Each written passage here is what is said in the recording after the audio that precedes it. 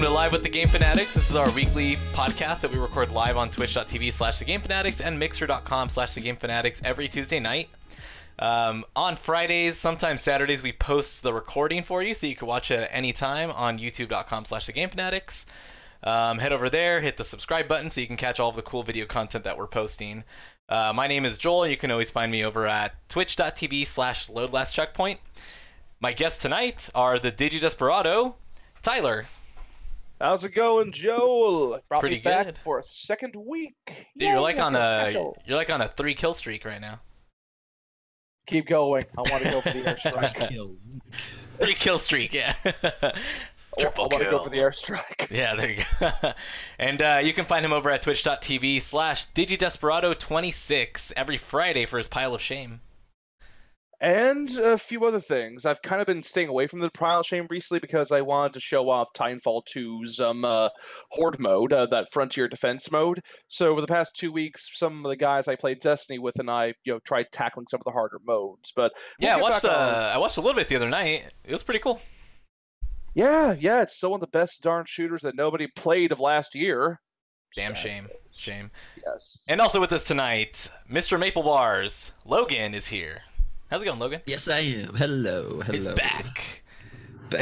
So have you been streaming or just kind of getting settled in? Yeah, I haven't had a chance really, but just playing games on my own. Cool. All right, no biggie, no biggie. I'll get there. Oh yeah, there's no need to keep broadcasting everything you play. I mean, dear God, I'd lose so many people so fast. Some of the odd stuff I play. I should just broadcast my desktop and then people can see. All the and then their faces melt off like they look inside the Ark of the Covenant or something. It's possible. Tonight we've got a cool topic that we're going to talk about. A very niche topic for some of us, but how cool is it, Joel? I thought it would be really cool to talk about some of the shows and anime that we watch that so cool. Yeah, that take place like in a video game world, like have a video game like feel to it. Example of that would be something like Sword Art Online, which is closer to what is about video games, but then there's shows. There's like a lot of other ones that they're not really like this guy gets into a chair, puts on stuff, and starts playing video games. They like die and they're like resurrected into a world.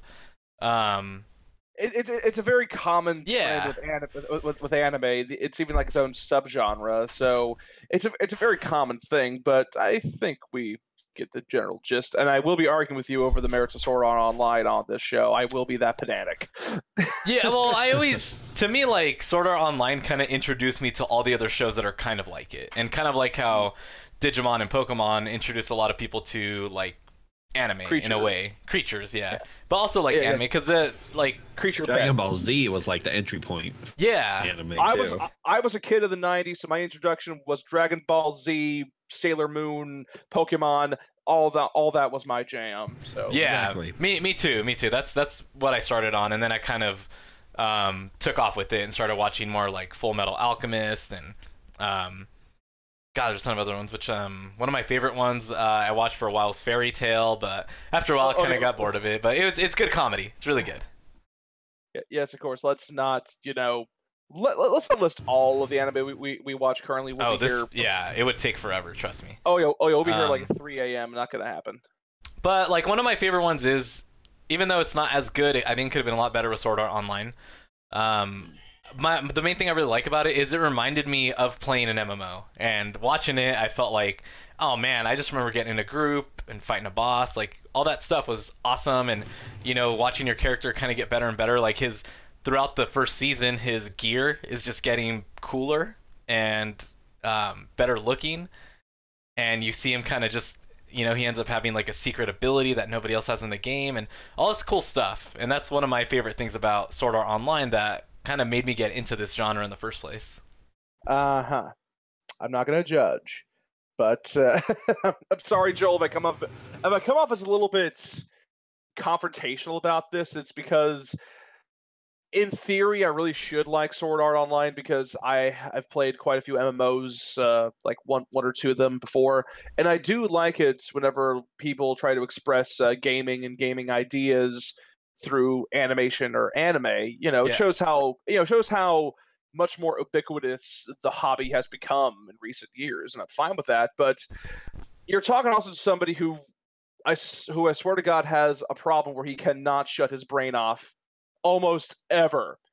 And every single time I try watching Sword Art Online, in the broadest strokes, I think it does the fantasy well of being trapped in a world and using game lingo. But for me, it's very much like lip service. Like I don't think the MMO stuff is that well thought out. I don't like Kirito as a character.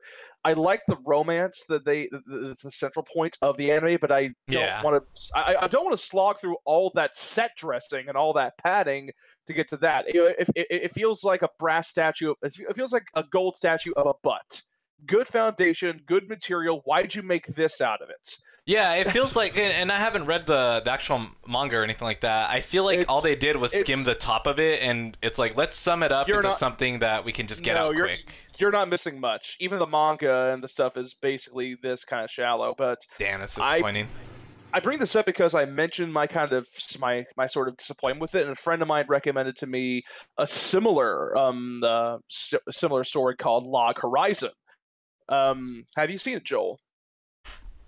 I started an episode, and I didn't get through it, not because I didn't like it. It's I think sometimes it's hard for me to get into a new show if I have too much going on, especially if there's no English. Not that I watch a whole lot of English dub, but if I'm busy, I'll put it on English dub while I'm doing my work or playing a game. Yeah. So that I can. Oh, no, it's an English dub. You can have it on in the background. I mean, if I knew Japanese, reading the subtitles.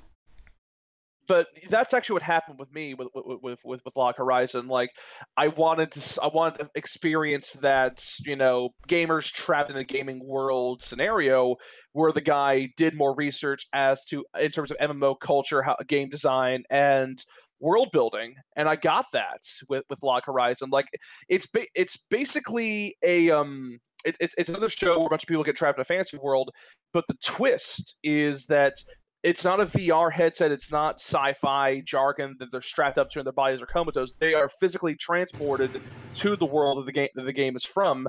And it's around the same time they, as players, were getting ready for a new expansion pack that was going to hit the game. So they show up, and then suddenly, oh great, this world's familiar and everything else, but now things are different because in addition to the new content and new stuff that they don't know nothing about, they're physically living in this world, and the NPCs, the quest givers, are now people, flesh and blood, with personalities and demands and motives of their own. So it's weird. It's like it's a weird combination of, hardcore MMO players keeping their teams together and doing the usual MMO stuff. We're like, okay, who's the tank, who's the healer, who's the whatever to fight these enemies, but it's also kind of a sort of Game of Thrones-esque political thriller where they're also basically a new superpower in this fantasy world, because we're talking 21st century mindset people in a fantasy world with a capacity to build stuff people wouldn't have thought of, and them having to maneuver themselves around these new kingdoms and having to avoid getting into scuffles and alliances while also dealing with this new world, this new status quo. And there's a lot more meat to it. It definitely looks like a deeper show than Sword Art Online. Exactly. How many seasons is it? Is it just one or two? It's currently season 2. Okay. It's currently season 2, and I have actually just finished season 1. And like I said, I like how the characters feel like the certain stock types I would actually play with in certain MMOs. There's the min-maxer, there's the tactics guy, there's the role-playing guy, there's the there's the older gentleman that just likes hanging out with people because the kids these days are into this stuff, thing. And also, once again, it feels like the creator of Log Horizon took more research into how MMO culture works, like the reason for guilds, or the reason for stuff, or even the point of raids. Like almost like he actually played one. Yeah, it looks like it definitely looks more thought out and deeper. It's more thought out, and also this is something else I'm kind of a sucker, I'm easy lay for as well.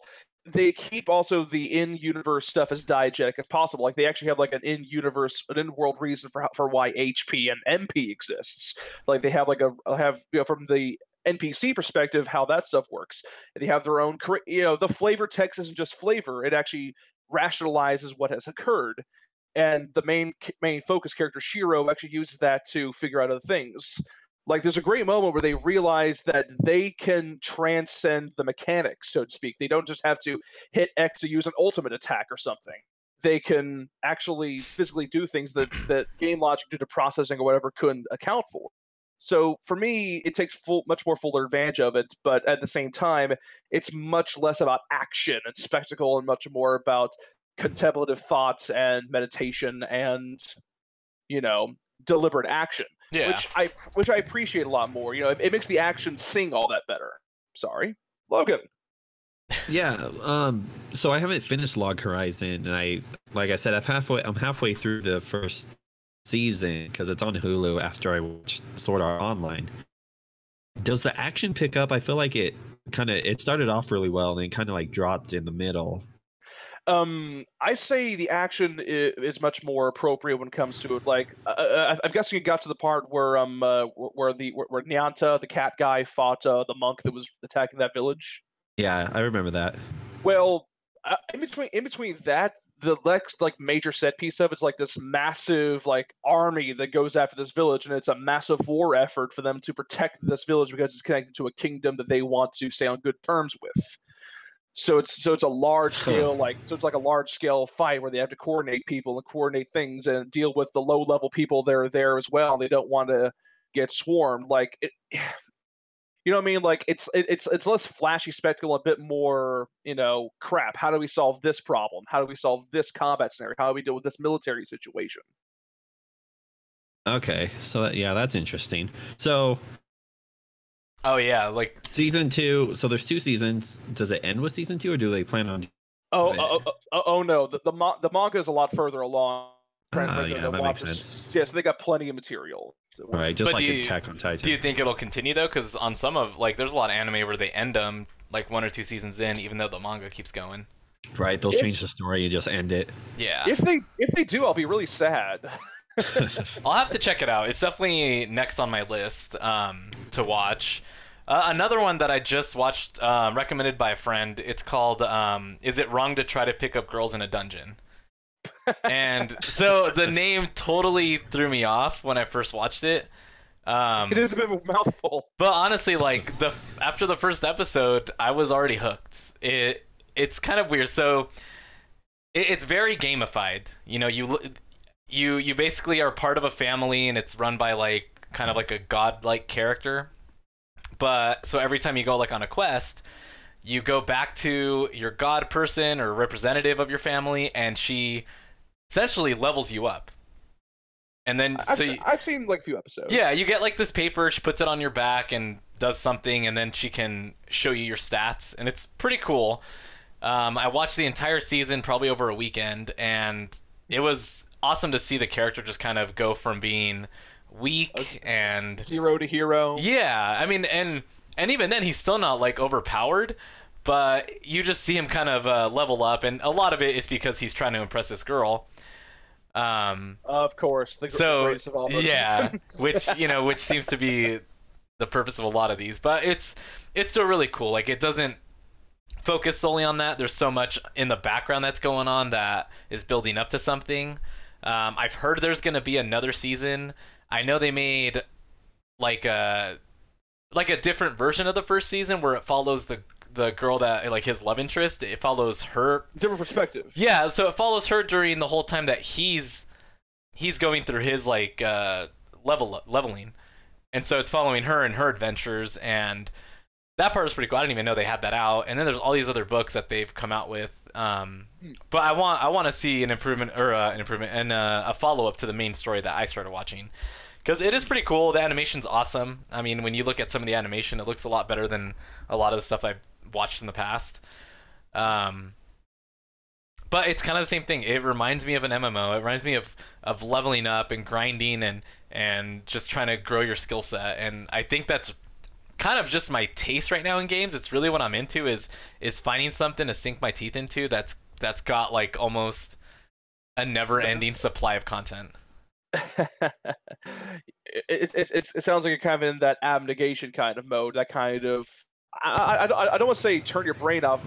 You just want to see stuff progress and progress and progress and progress and kind of, but you're also kind of right on the turning off your brain part. Well,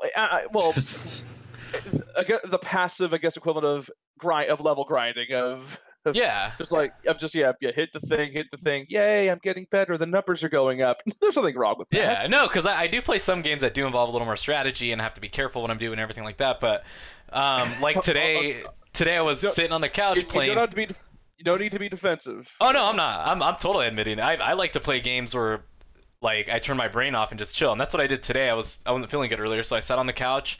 I downloaded Final Fantasy 14 on my PS4, and I just sat on my couch playing it. And it felt like I was playing a regular Final Fantasy game. It didn't feel like an MMO at all because all I was doing is grinding side quests. But like the other day, yeah, exactly. The other day I played Guild Wars 2, and that involves like you have to be plugged in, you have to be strategic with your moves, you got to evade, you got to really watch what you're doing because you will die, and then you will have to respawn at the next thing, and your gear's gonna be all jacked up and all that crap.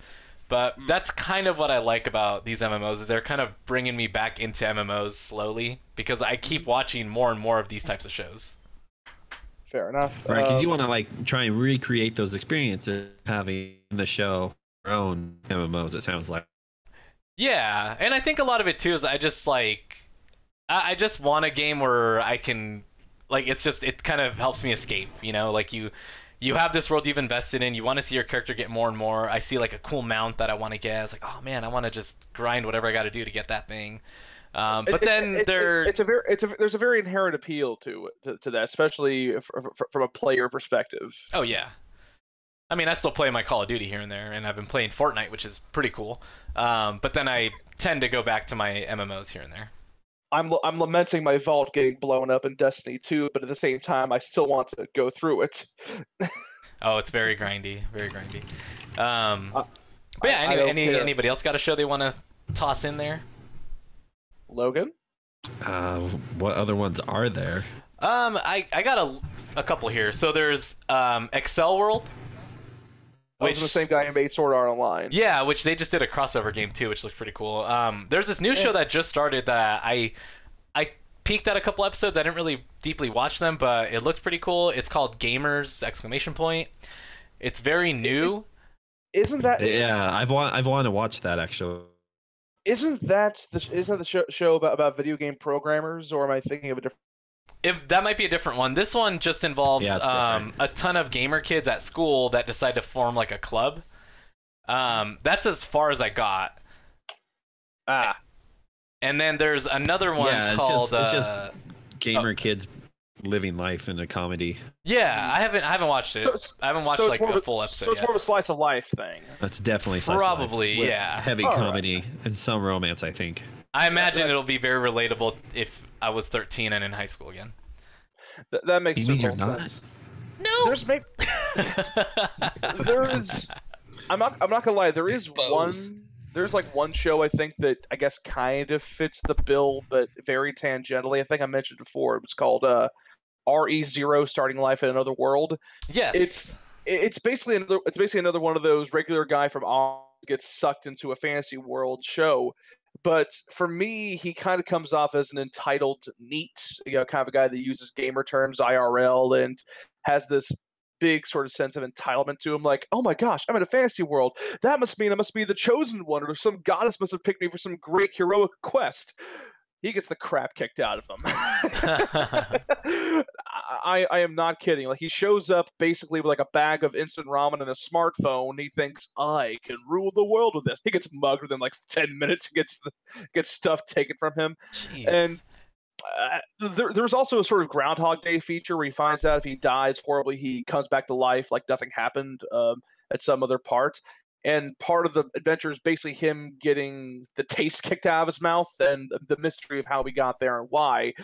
And I'm finding it's a very dark, I guess, subversion of the empowerment fantasy, which I guess is kind of why I'm glomming onto that, because maybe I'm just getting kind of sick of certain kids these days with their video games thinking they're hot crap, and I just wanted to see a guy kind of get reality smacked into him.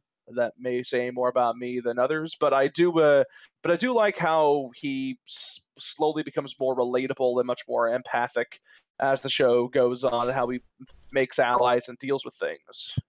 Oh, I just read something that ReZero is gonna have like a crossover with Konosuba, which is one of the animes I was either mentioning earlier or was going to mention. I was hoping you'd say something because we're showing footage of it right now. Well, this one's picking up girls in a dungeon. Konosuba is kind of the same. They're very similar, but Konosuba's more centered around comedy, it feels like. Yeah, it's a lot more comedic. People have recommended me that show because it's a much more comedic, much more lighthearted version of what ReZero was doing. Yeah. They have some sort of connection. I've heard that they have some sort of connection that isn't like obvious in the show, but something in the back. I don't know. Did you guys ever watch The Guild back in the day when it came out? Oh, Felicia Day's show. Yeah, I did. Not all of it, only like the first couple seasons. I have not. Like, it's weird. Like, I know Felicia Day by secondhand sources. I'm sure I know she's a great person. Great, she's one of us, and I did like her turn in the new Mystery Science Theater revival. Haven't actually seen any of her stuff from Geek and Sundry. I used to watch their what's it called, Dungeons and Dragons show here and there. I used to catch it. They did a crossover episode with the Kind of Funny guys that was really good. But The Guild was one of the it was basically like I don't think I have any footage of it, but it's almost like a vlog where she's talking about her life, but at the same time she's dealing with the people in her game, and it's actually interesting. Like, if you haven't checked it out, I would. It's a little bit dated nowadays, but there's a lot of great characters in it, and it's just cool. It's still fun. Yeah, it's still fun to watch. I kind of wish it had continued, but at the same time, the last couple seasons weren't as good as the first few, so I can kind of see why they ended it.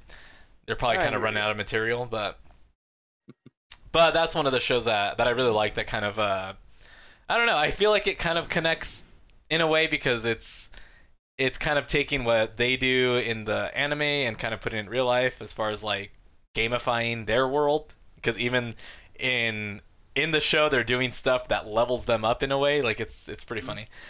I think there's maybe like one other show I know about. I know more of it through reputation than actual shows watched. It's called No Game, No Life. Yeah, I actually wrote that down on here. I hadn't seen it yet. I've seen synopses and I've seen clips, but I haven't actually pulled the trigger on it yet. It's basically about a brother and sister couple like incest? No. Okay, I was getting worried. I was like, "Is Game of Thrones?" A brother sister duo. Fine, edit that out. Brother sister duo. A brother sister duo that are basically social dropouts. They do nothing but play games all the time. They just just lock up in the room and game, and they find out they get transported to this other world that by the laws of the universe has to resolve all of its conflicts with games. There's no war, there's no violence, everything is resolved with games and stakes.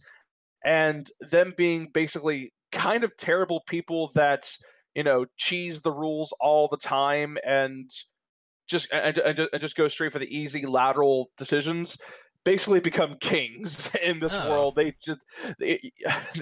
abuse everything. They abuse everything. They they do the devious thing with setting up the rules of the game and win. And they're also extreme otakus. Like, they do a lot of like references to like JoJo's Bizarre Adventure, Dragon Ball Z, and they just, from what I've heard, it's a massive show that just revels in its excess. If you love anime, if you love the gamer getting taken to another world and him becoming a king, go see this show.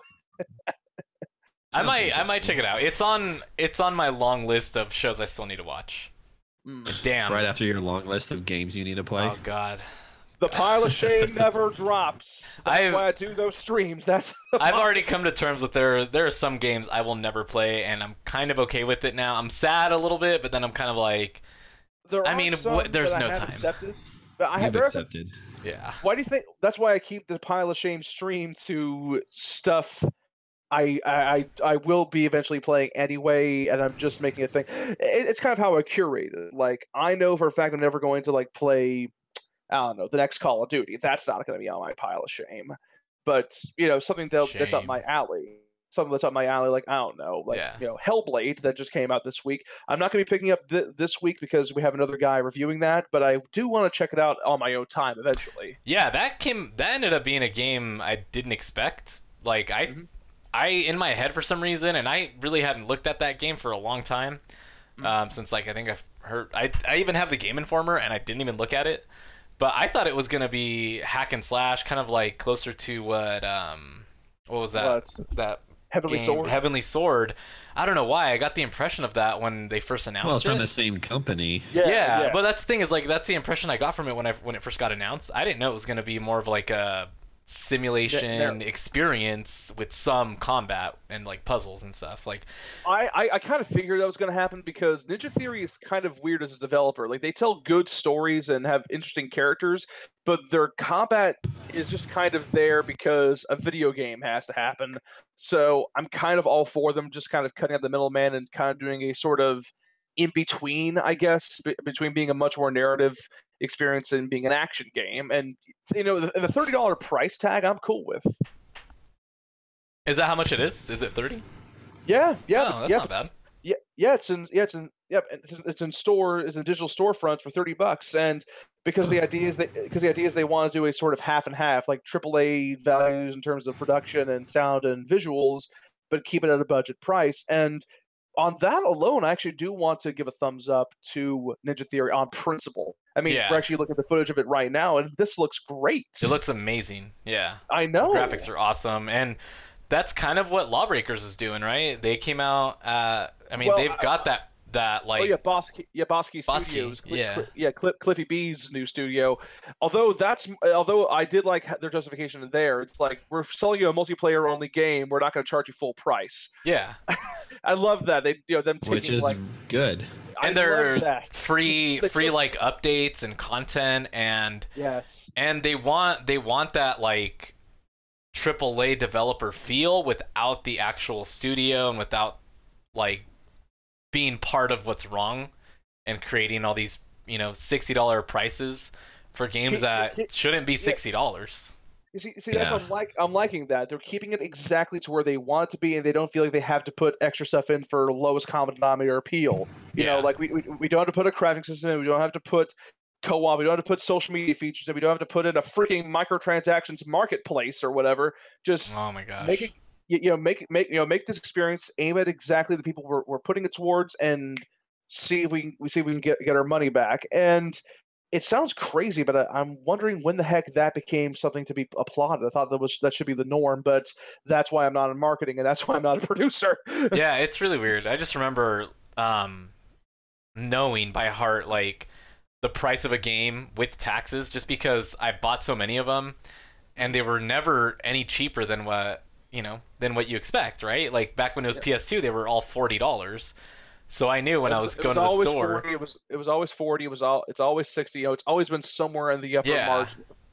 No, I would literally go to like GameStop to buy a game for my PS2 with $42.39 because I knew that was how much it was to buy that damn game.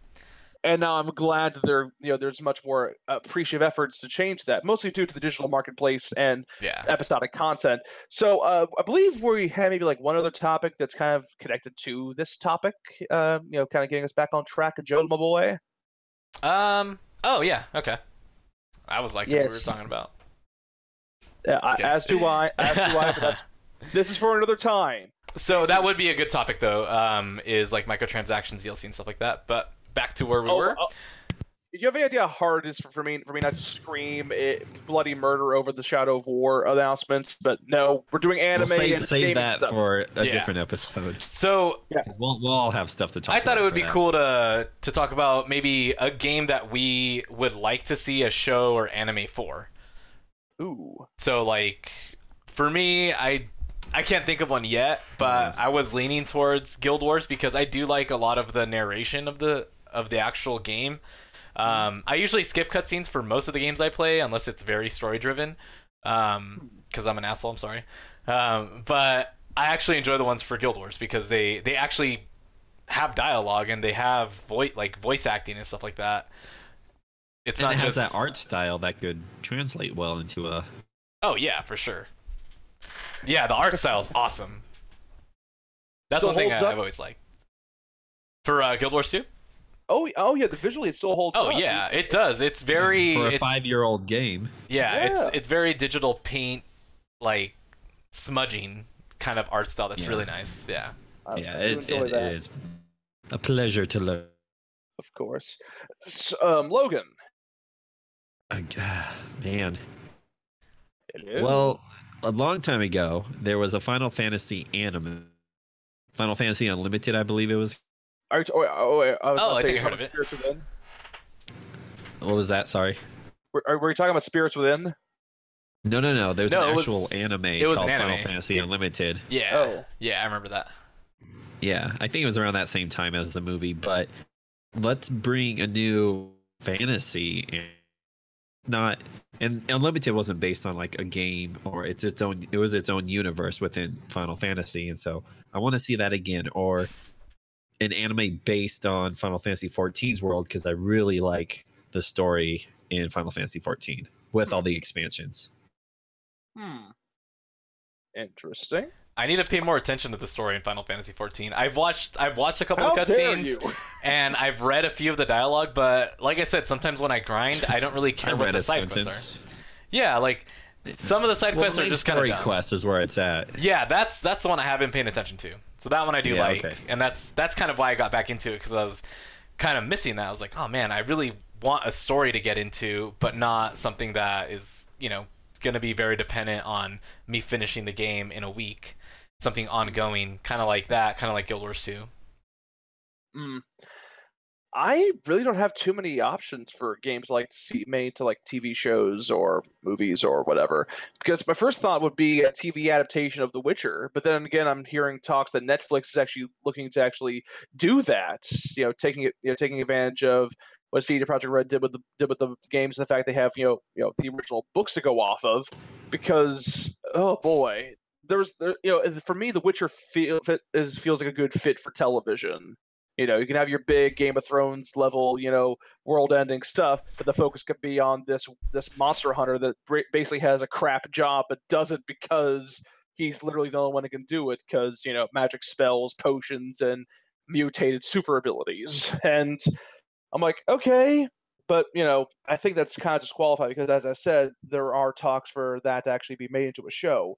So, darn it, it's being put on the spot.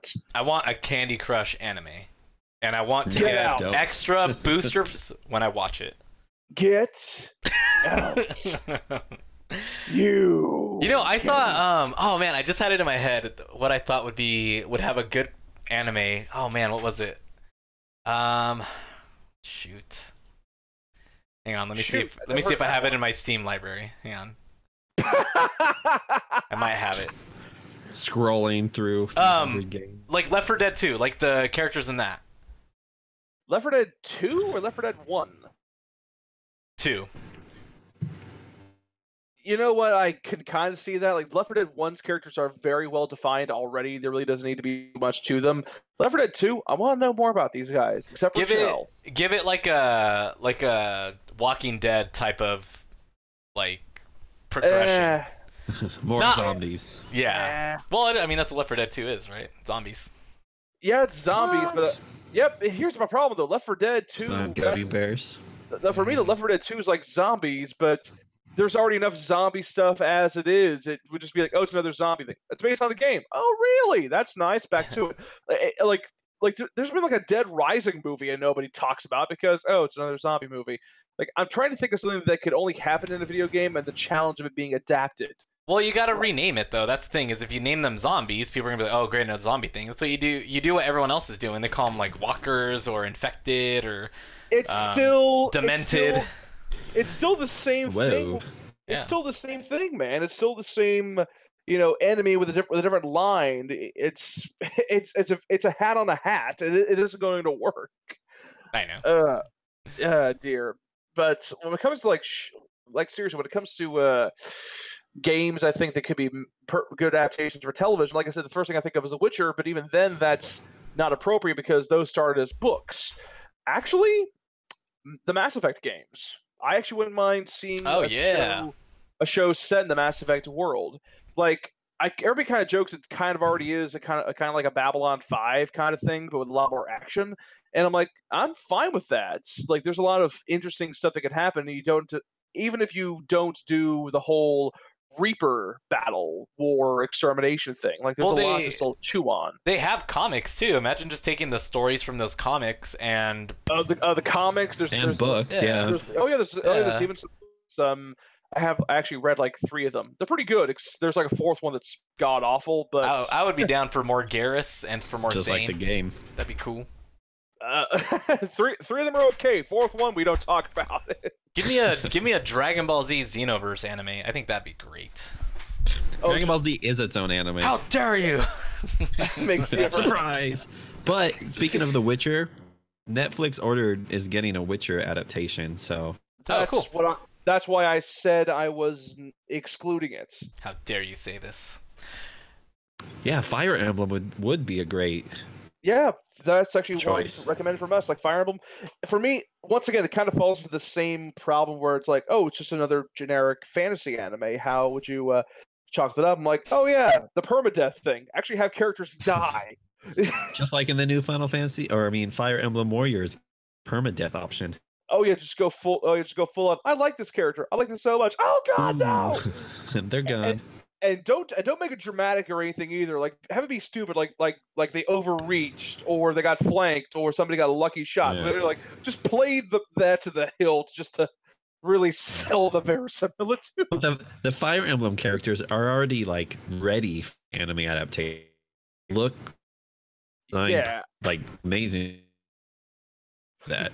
Yeah, just cut them apart, throw some, rig them up. And, whoa, that's messed up. Yeah, I mean, like, just to make the show. You can just make it, like, kind of stick figure-ish. Where they kind of move around. Change up the animation style a little bit. People might be more interested. That's Roy. Looks very... That's Lucina. Blue hair. Looks very South Parky. We're gonna go kill the evil dragon. Oh my god, they killed Russell! Russell? Is that a name in Fire Emblem? He was a farm boy, generic farm boy you could recruit in Fire Emblem Awakening. It sounds like he sells, like, propane. His stats are terrible. Propane tank accessories. Seriously, his stats are terrible. He wears, like, a cooking pot on his head. But if he survives, he becomes, like, god level, like, in the end game. It's like, hello there, I'm generic person. I'm gonna go on save the world now. Cool. Well, guys, I'm gonna say let's end it here. I think we covered the topic pretty well.